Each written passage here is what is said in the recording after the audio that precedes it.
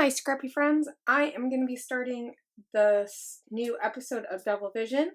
So if you're not familiar with my series, I take and make a double page spread using different types of inspiration and different kinds of technique or layout designs to make a double page spread and just make it a little bit more trendier for my album, or to fit my style more. I shouldn't even just say trendy, because it's not necessarily about being trendy, but it's about fitting my style, because I scrap differently than some of the ways that I've seen double pages spread being done.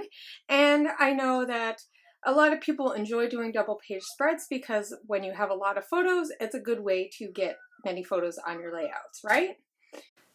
In this episode, one thing that I was thinking about doing is more of a Ali Edwards type of style, or a project life format on a page. So I'm not using pocket pages, but I'm going to use that concept of the pictures being together like a pocket page. So in most pocket pages, this is a 3x3 pocket page. The pictures are all kind of butted up next to each other. There's a little bit of space in between, but there doesn't have to be, really. I mean, you could fill up the pockets as much as possible if you want, or leave them open. So I thought that this would be a fun concept to do. So basically like a grid design, right? On one side, and then on the other side, I want to use this big photo. I want one main focus to be on one side, and then the other ones complement this big photo, right? They go with it. And this is one fun way to do a double page spread, because one, if it happens to get disconnected in your album, which I don't know how that would happen, because usually when I'm putting layouts in my album, you know, that I know go together, I'm going to put them facing each other, right? But it's a fun way that you could use it, maybe to have them backed up like this way towards each other. So you have, you know, one side one way, one side the other way. So it doesn't necessarily have to go side by side. It could go back, front and back, if for some reason that's how you decide to do it. So, but I picked this because it reminds me of boxes a little bit. And then this one, I just really liked the light wood grain underneath, and I like those colors. But we'll see, because I have no idea. And if you look at my photos, they're definitely, well, this one definitely has more of a wood, or a white base to it compared to, now in this one I believe is, actually no, I thought maybe I put this in and I edited it, but I don't think I did. So one thing that you guys should know is I tend to not edit my photos very much. If it's something that I've posted to Instagram, like this one and this one, I believe I posted to Instagram. I may or may not have posted that one, but I know this one and this one I did, and I put filters on these. So these ones will look probably a little bit different. And I think this one I did too. So, but I generally just edit, just very basic editing, unless it's done with my nice camera, and then I'll bring it into Photoshop and just do a basic edit.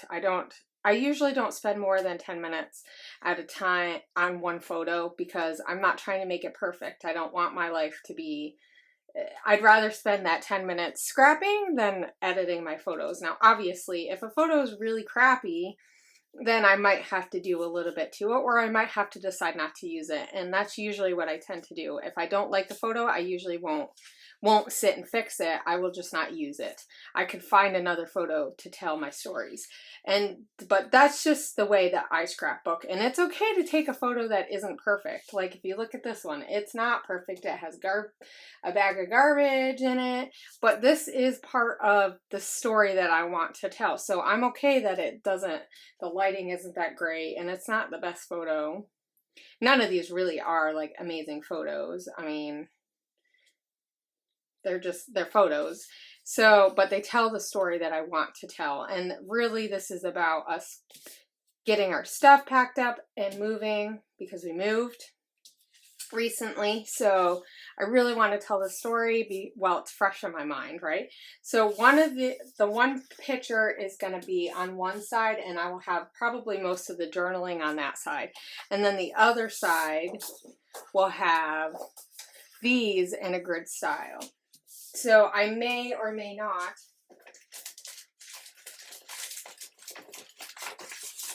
use either white cardstock, or something that I did think of is using like a ledger.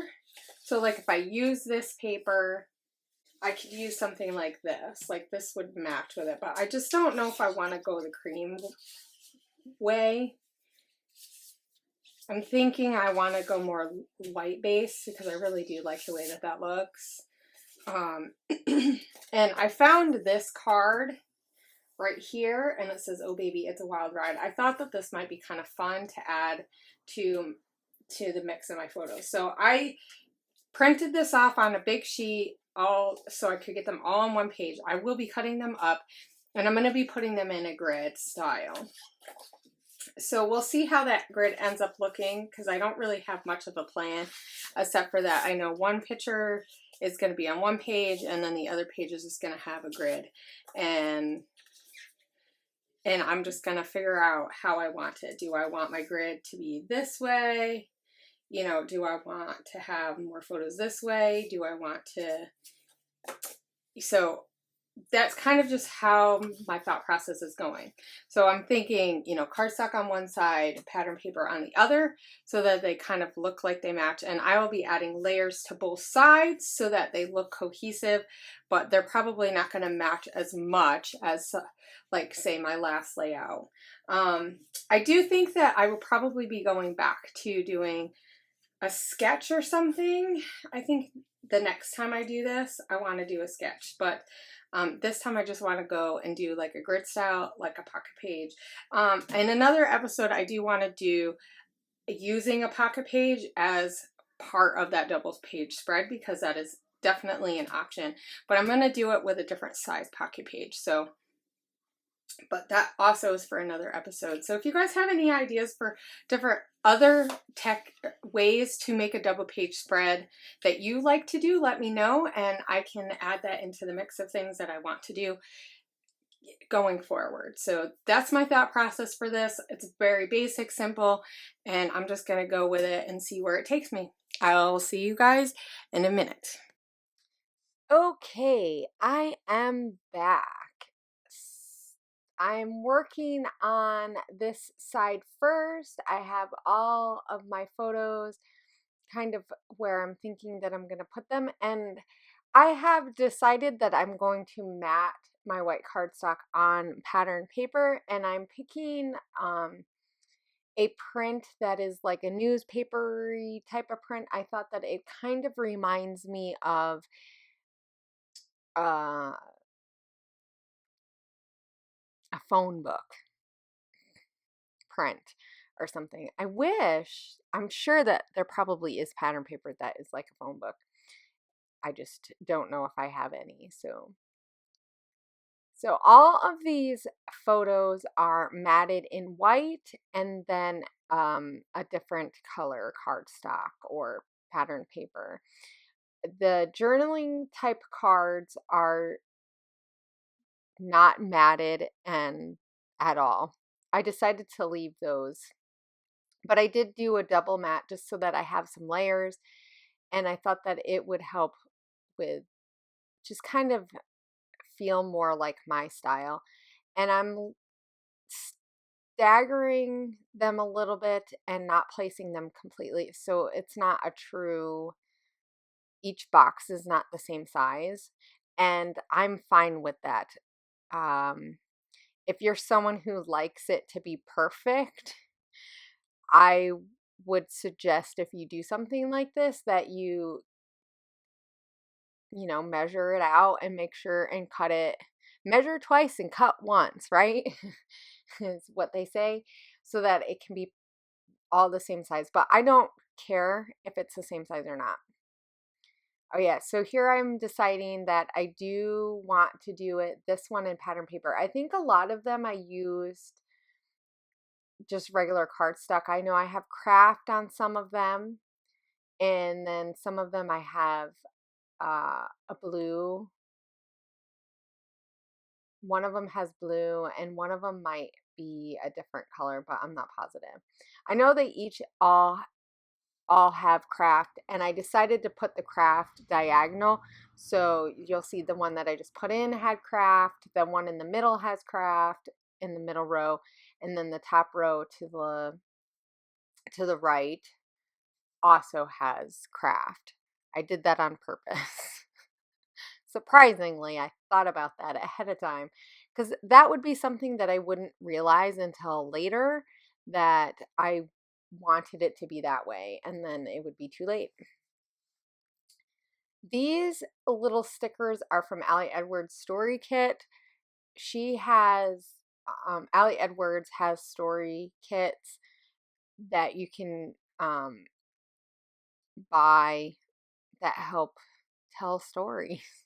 She does a word prompt, and then she'll give ideas for how you can use that word to tell stories that in your own life, in your own pocket pages or layouts and stuff. So I really like them.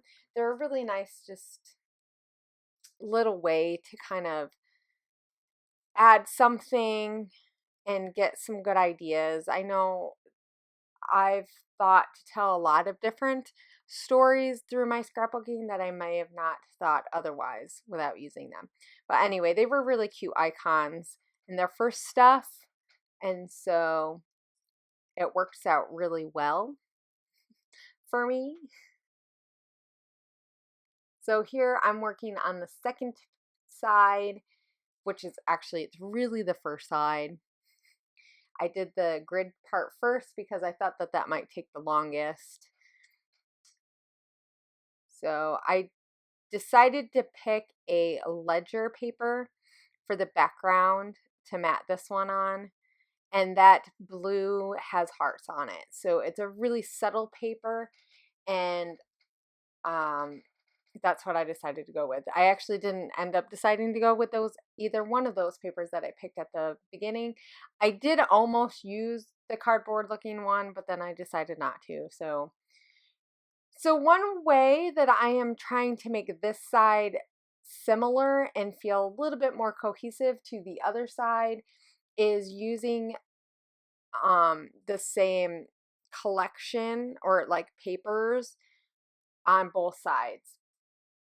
I decided to use some papers from Dear Lizzie's Saturday, and she has a couple of cute cut apart sheets that are like some really good journaling spots, which I've used most of her journaling ones because I thought they were super cute. And I'm gonna add that red card. It also has the phrase, "Oh baby, it's a wild ride," which I thought it's the same phrase as on the other side. So I thought that it being the same phrase, that it would just kind of help solidify the fact that these two do go together. I'm popping that journaling card up on foam, so it's just a little bit higher, and I'm gonna just kind of put these a little offset so they're not completely back up next to each other. But that's another preference thing, that you could definitely make them straight if you wanted to, but I kind of like that there's a little bit more corners to it. And then that card that I just put down and I matted, I did decide to mat that to kind of mimic the photos on my other side being double matted. And that is from Chamel, her Go Now Go collection. And then I have a picture. So I thought the journaling in the middle would be a good place, and then having the one journaling card that doesn't really have journaling on it from Chamel, and then a photo. So that way it kind of ties into both the other side in just a fun way. now I'm doing the title, and I'm just going to put the title up at the top. I thought it would look nice up there. There's that space. I did put that card that says "So it goes," right? Yeah, that's what it said. I couldn't remember if it was "so" or a different word. And the title is going to be Adventures in Moving, and I'm going to use some block letters for "in." The only thing I will say, and this is just a little thing that I noticed while I was doing it, is that I should have thought a little bit more about spacing, because moving doesn't go off the side of the photo like Adventures does, and normally that kind of stuff doesn't always bug me, but for whatever reason that does kind of. It would look a little bit better if Adventures was pushed over in just a little bit more, and maybe just one of the letters was sticking off, so that the G would be sticking off, but it's not that big of a deal and I'm not going to change it. But I did notice that. Okay, so now one way that I'm going to try to also make them feel a little bit more cohesive is I'm going to take some labels from the So Fancy collection, and I'm going to add them to the pictures and stuff, just to kind of add some elements that I could also write some more on. I'm going to add this tag up to the top just because, I don't know, I've been in love with tags. So it kind of is fun having something stick up from the journaling card. And I will be journaling. You're not going to see me journal. It'll be in the close-ups. But I journal about just our process of moving and some of the things in which are in the photos. But I am going to use those journaling journaling pieces to kind of talk a little bit more about what is going on in the photos too. And then I had that piece from Chamel. It's a chipboard piece. And then later, I don't think you're going to see me do it. Maybe you do. I changed the direction in which those arrows are, because they were pointing away from, they are pointing to the left. And I decided to point them to the right, since I know that I'm going to put the bigger picture on the left and the smaller picture, so that it'll kind of make your eye look that way. Like, once again, those are things that I don't always think about until after, and then it's kind of too late. So I wanted to be a little bit more intentional about where your eye is going to go. Does it really matter? I don't know. But it's kind of nice that I thought about it. It's nice that I thought about it, because a lot of times, see, and this is one of the things that I'm actually liking about the series, is that it's making me have to think ahead of time, because a lot of times I just do things spur on the moment. I'm getting some stickers from oh no, those are the die cuts from the Happy Place collection from Fancy Pants. There we go. That's a mouthful. And there's X's, and I really like them, and I haven't used them, so I'm just placing them throughout. I don't put, do I put one? I might put one on the other side, but most of them are on the grid side. Yep. Okay, so here I am. So I'm going to change it. And then pretty much that is it. I think I added some puffy stickers from the Happy Place collection on a few places, and then that's it. But I really wanted to keep it nice and simple, because this is really all about the journaling. And then I do the journaling after. So you'll see some of the journaling in the close-ups. And I hope you guys are enjoying this series, and I will see you back next week for another edition of Double Vision. Bye, guys.